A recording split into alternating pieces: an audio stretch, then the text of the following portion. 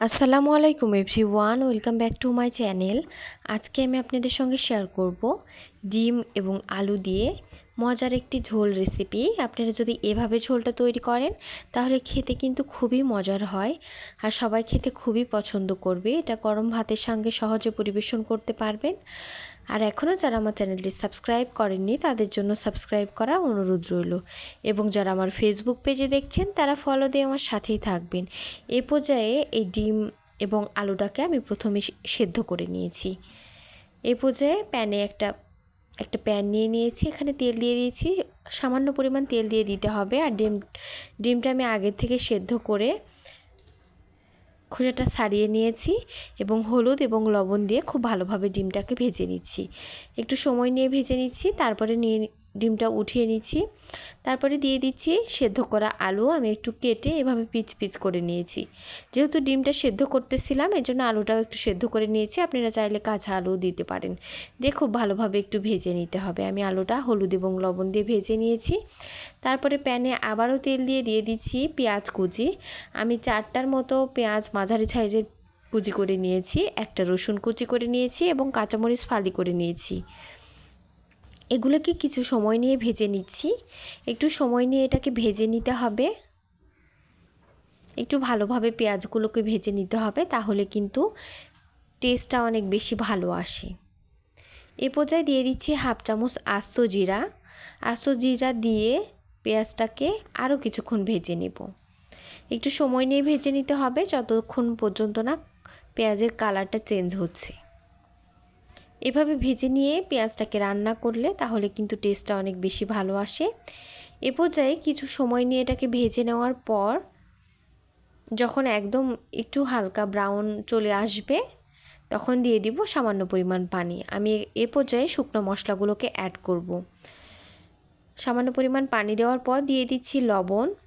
লবণটা আপনারা বুঝে দিবেন। আমি 2 চামচ লবণ দিয়েছি। এ পর্যায়ে দিয়ে দিচ্ছি 1 চামচ হলুদ গুঁড়া। 1 চামচ একদম ভর্তি করে হলুদ গুঁড়া দিয়ে দিতে হবে। 1 চামচ দিয়ে দিচ্ছি জিরার গুঁড়া, সামান্য পরিমাণ দিয়ে দিচ্ছি গরম মশলার গুঁড়া এবং সামান্য পরিমাণ দিয়েছি আদা বাটা এবং দিয়েছি সামান্য পরিমাণ মরিচ বাটা। দিয়ে একটু সময় নিয়ে এটাকে কষিয়ে নিতে হবে। সবগুলো খুব ভালোভাবে মিক্স করে একটু সময় নিয়ে একটু ভালোভাবে মশলাগুলোকে সবগুলো কষিয়ে নিতে হবে, তাহলে কিন্তু এই খাবারের টেস্টটা অনেক বেশি ভালো আসবে। একটু সময় নিয়ে কষিয়ে নেওয়ার পর আমি দিয়ে দিচ্ছি ভেজে রাখা আলুগুলোও আমি মশলার সঙ্গে খুব ভালোভাবে কষিয়ে নেব, তাহলে কিন্তু এই ঝোলটার টেস্টটা খুব ভালো আসে। আমি একটু বেশি ঝোল রাখিনি, একটু ভুনা টাইপের করেছি। আপনারা দেখলেই বুঝতে পারবেন কেমন করে এটা তৈরি করেছি। এরকমভাবে খুব সুন্দরভাবে কষিয়ে নিতে হবে আলুগুলো পেঁয়াজের সঙ্গে এবং মশলাগুলোর সঙ্গে।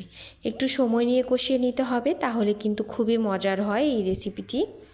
এ পর্যায়ে কিছুক্ষণ কষিয়ে নেওয়ার পর দিয়ে দিচ্ছি সামান্য পরিমাণ পানি। আমি হাফ কাপের একটু কম পানি দিয়েছি, 1/4 কাপের মতো পানি দিয়ে আমি একটু নেড়ে চেড়ে আলুগুলোকে একটু সেদ্ধ করে নিব এবং পেঁয়াজ এবং মশলাগুলোকে একটু যাতে ভালোভাবে একটু কষানো হয় সেটা করে নিব।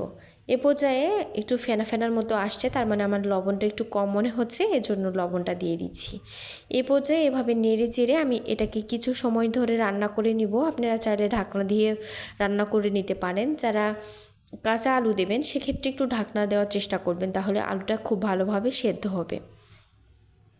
আর এখনও যারা আমার রেসিপি দেখছেন কিন্তু লাইক দিতে ভুলে গেছেন তারা প্লিজ একটা লাইক দিয়ে দিবেন, কারণ আপনার একটা লাইক আমার শেয়ারের কাজ করবে। এই পর্যায়ে আমি কিছুক্ষণ জাল করে নেওয়ার পর পানিটা প্রায় শুকিয়ে গেছে। খেয়াল রাখতে হবে যাতে কোনোভাবেই লেগে না যায়, তাহলে কিন্তু টেস্টটা নষ্ট হয়ে যাবে। এ পর্যায়ে এভাবে আমি কিছুক্ষণ এটাকে কষিয়ে নিচ্ছি। একটু নেড়ে চেড়ে কিছুক্ষণ এটাকে রান্না করে নেব।